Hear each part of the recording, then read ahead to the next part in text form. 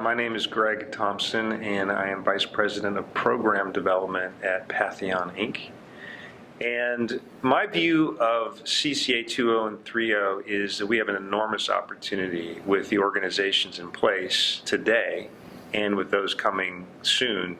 to demonstrate across not only the state of California but across the country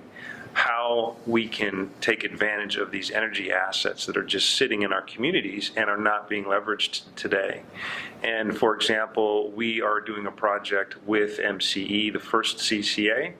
as a California Energy Commission grant to establish the model for how to target and optimize distributed energy resources as assets to the community and as well, of course, to the CCA. And there's a financial model that will fit into that and create a stronger version for the CCA going forward, and also put the CCA in a position of being a partner to the utility being the operator of the grid and needing to operate this grid to be able to handle and dynamically strengthen the grid based on the fact that DER will be in place and be deployed and operated at scale, which will benefit all the stakeholders, the community, the CCA, the grid operators, which include both the utilities and the ISO. So that's the system we need to put in place, and the CCAs are well positioned to take a leading role to make that happen.